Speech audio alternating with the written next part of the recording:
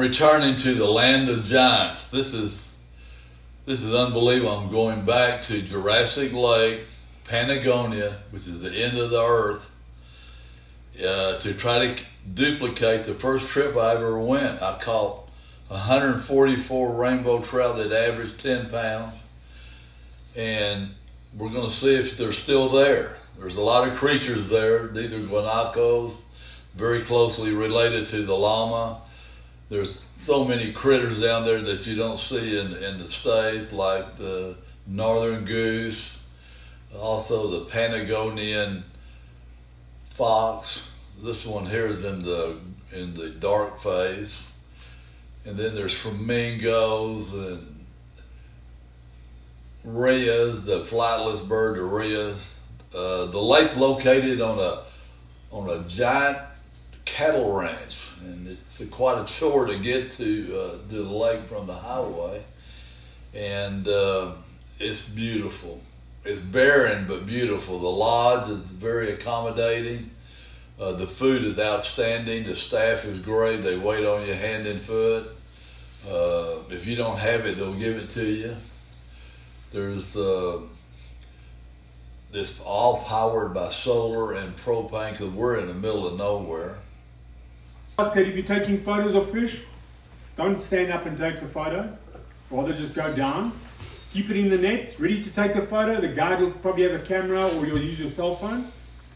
You'll go, okay, right, pick up 1, 2, put it back in the net. If you need more shots, try not to keep them out. 20 minutes later, you still got the fish in your hands. Okay, so just take care of our fish. We don't eat any fish. Okay. That was Lou, the camp manager. This is a group of guys I'm fishing with. They're all experienced anglers. Most of them are world travelers like myself. And we're getting ready. There's a sign, and they really mean it. No news, no politics. This is fun. Jurassic Lake. This is Jurassic Lake. These are rainbow trout. Just backs. By the thousands. There's some really big ones. Wow.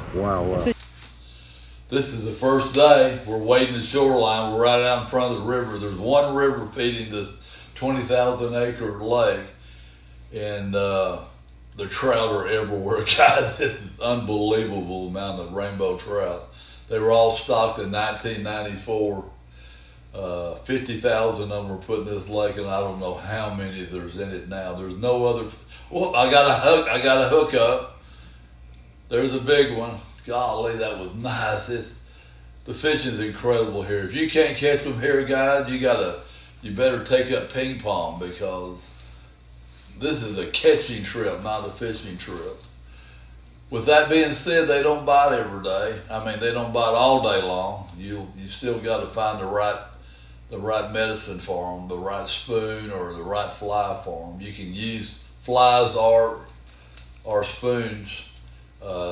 No salmon eggs, and they had to have barbed hooks. They got a lot of rules. They're trying to conserve the lake as much as possible. There's never fish on the menu at the restaurant. The guides are fantastic. They all got a smile on their face, because you know why? Everybody's catching fish. It's just a great area. It's not difficult to get to, but it is a long way. It takes you 3 days just to get to the lake. Here's a real nice trout I caught here. This is one that was a humpback. But you'll see you can see the layout right here. You see the other fishermen were all standing about waist deep, casting out into the blue. The river mouth is right to my right there, landing a nice fish here. I use a 5/8 ounce moonshine spoon. Like I say, the barbs are pushed down. You don't get a strike every cast, but you get plenty of opportunities here. And of course, I think the better fishermen probably end up catching some of the bigger fish. Not always, but sometimes. I think that's the rule in about any fishing deal. You can't believe how the colors on these fish. The fish are just beautiful. Right now they're in their spawn, and fish are changing colors. The rainbow trout are changing colors, and they got every color in the rainbow, just like in the movies. They got every color you can dream of. They're really bright, but there's still some fish that are not changing. Those are called chrome or chromers. Those are the ones that they actually fight harder. The chromers fight harder. They're the ones that have not changed into the colors. But every trout in this lake, this 20,000 acre lake, is trying to get up this river to spawn. And they're super, super aggressive when they're getting ready to go into the river. But I think this is a chromer right here. This is a fish. Show you the color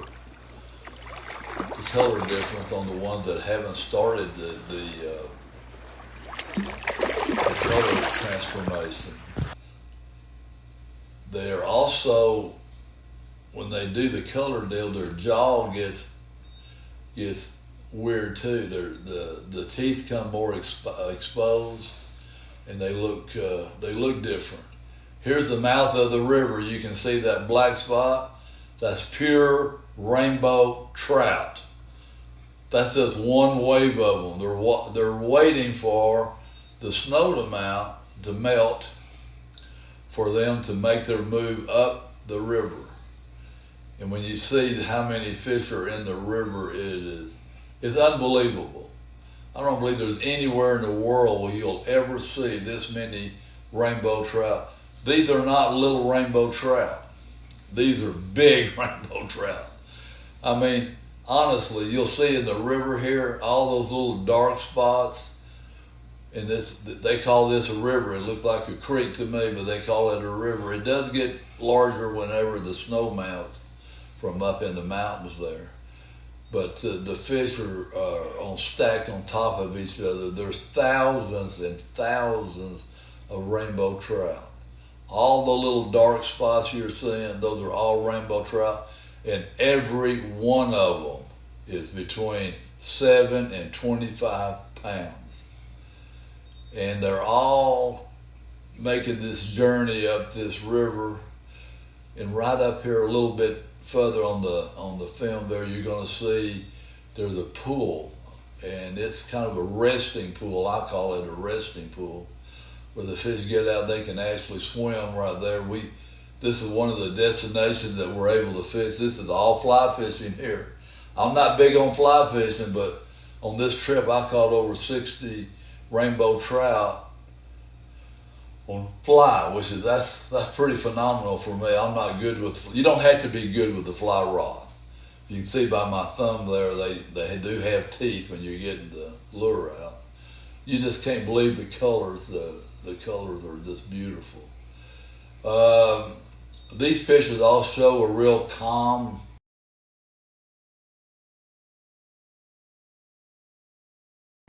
Hey, Bob Daly, what do you got on there? Big.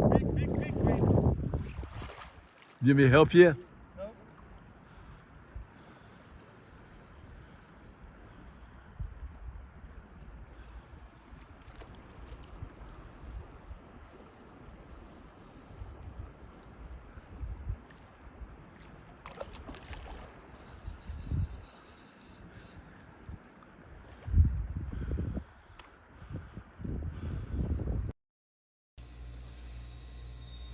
It was really cool to be able to fly the drone to get y'all some aerial photos. Most of the time the wind blows between 20 and 70 miles an hour. 70 miles an hour. And look, it doesn't hurt fishing. It actually helps fishing. It pushes the fish closer to shore, and they're a little bit easier to get to. It's miserable cold there too, by the way. It's cold. You know, when the fish are biting, you don't feel the cold so much. It's not so cold. There's again the colors on the fish are amazing. A lot of these fish here, every one of them over 7 pounds, and you'll find out that most of them are over 10 pounds. On this particular trip, I got lucky again. Last trip I went on, I caught one 21 pounds, 0.89. This trip I did even better. I caught over 200 trout, or averaging 10 pounds apiece. I had one that weighed 18. I had one that weighed 21 pounds, and another one that weighed 23 pounds. There's Bob Daly. He's the guy that kind of organizes the trips. He's been down there more than anybody. And you'll see the weather's changed here a little bit. You see the overcast skies, and it's cold, and the fish are biting. It doesn't make any difference. The fish are biting, and I don't know how big this one looks. Big. Like a big one. They're all big, and some are bigger than other ones. The big story for me on this trip, you know, everybody loves catching fish, but my big motive in fishing and all types of fishing is really not how many, but how big. And I was walking the bank on the very last day, and a lot of guys had already quit. And I can't quit.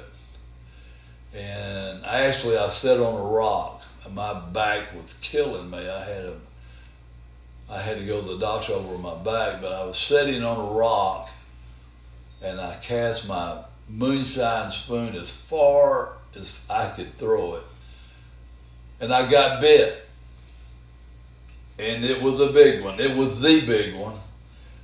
He jumped 3 or 4 times. I knew he was going to throw the spoon. I knew he was. And I kind of babied. I was the only one there watching the whole show. And then the guide saw me. They were still there. 3 of the guys came down, netted the fish, and it's the one that weighed 23 pounds and 4 ounces. What a gorgeous, beautiful trip this was. It was just wonderful.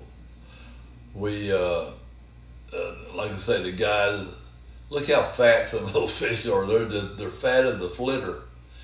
And I always say when you're down at Jurassic Lake, the smallest fish we caught is a trophy in the United States, the smallest one. Imagine catching over 200 rainbow trout that average 10 pounds apiece. I'm going back as soon as I can. I love it. And I will guarantee you one thing, it's a trip of a lifetime. Let's go fishing.